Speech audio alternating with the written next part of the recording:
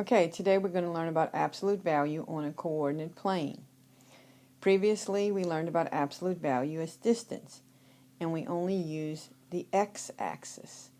Now we're going to use both the x and the y-axis to graph an absolute value function and transform these functions from the parent function.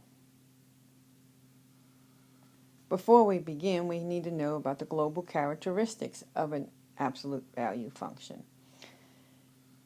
This is the function f of x is equal to the absolute value of x. This is called the parent function for an absolute value function. Our vertex is 0, 0. It is v-shaped. All absolute value graphs are v-shaped. And the slopes in a parent function is -1 and +1.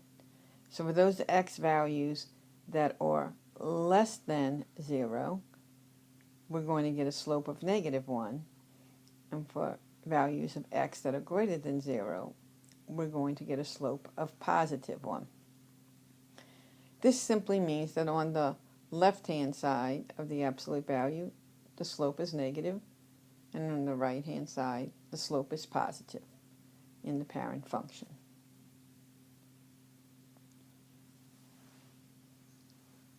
This is standard form for an absolute value function. F of x is equal to a times the absolute value of x minus h plus k. Each of these terms, a, h, and k, are going to help us to graph an absolute value function. H and k provide us with the vertex of the absolute value function. A indicates the slope value, plus or minus, and H also is going to indicate that you're shifting the vertex or the graph left or right. And K, of course, is going to tell you that it's shifting the vertex, so the whole graph moves up or down. So let's look at this example. This example says f of x is equal to x minus 3. That simply means that we are moving the vertex that started here 3 units to the right. So now our vertex is going to begin there. Filling in the missing pieces of our function at the top, we notice that we're going to have a plus k, and our k is 0. Our h is 3, so our vertex would lie at the value 3, 0. Notice when we shift the graph 3 spaces from the origin to the right, we get our vertex at 3, 0. We're now going to look at what our slope would be. In front of the absolute value, there is no number, so a 1 is understood. So our slope is going to be both +1 and -1. +1 on the right, so we're going to go up 1 and over 1. And -1 on the left, so we're going to go up 1 and back 1. We can continue this pattern, and then once we have our points, we can go ahead and draw the graph of the absolute value function. Here's another example. This time they give us our k value. Our k value is -2. We do not have an h value inside the absolute value, so therefore our h is 0 and our k is -2, giving us the vertex of 0, -2. If you remember, the k value is going to shift the graph down 2 units. So instead of our vertex being here, as originally, it's going to shift down 2 units to here, which is the same as if we just took the vertex right off the equation. Once again, our slope is positive and negative 1, so we're going to go up 1 and over 1, up 1, over 1, and then on the left-hand side, our slope is negative 1, so we're going to go up 1, back 1, up 1, back 1, and then we draw a line, and we have the graph of our absolute value function.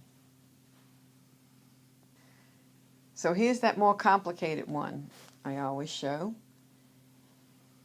This equation has a number of pieces that we can use to graph the absolute value function.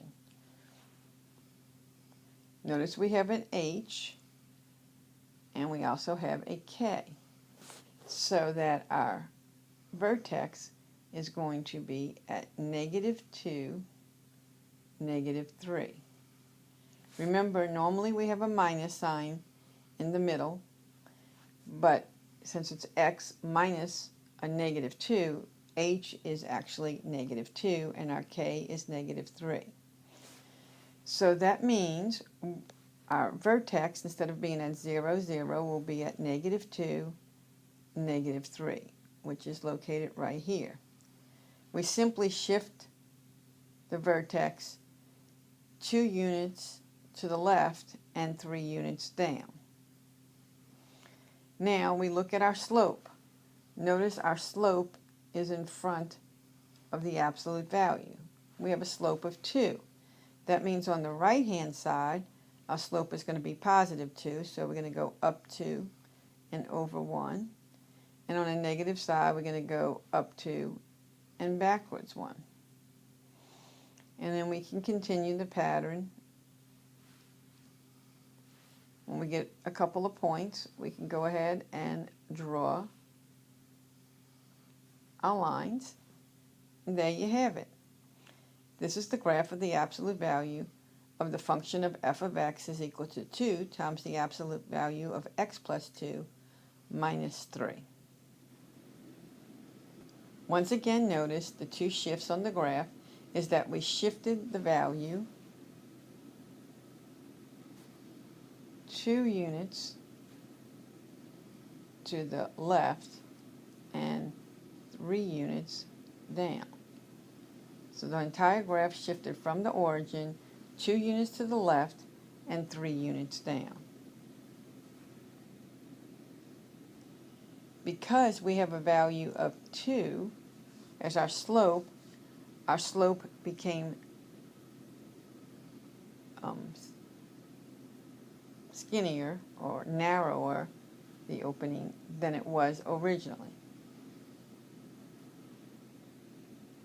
Now let's look at what happens when we put a negative in front of the absolute value. Once again, we have an h and we have a k. So we can simply write the vertex of -1, +2. -1, +2 is right here. Instead of our graph opening up, our graph is now going to open down. Our slope is -1. That means the slope as it normally is, down on the left, up on the right, is going to be reversed. So this time we're going to plot another point by going down 1 and over 1, down 1 and back 1. We can continue the pattern, and then we can graph our absolute value function.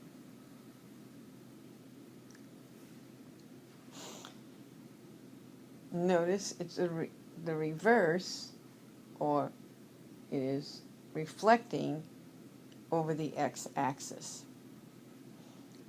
It opens downward because of the negative that is in front of the absolute value.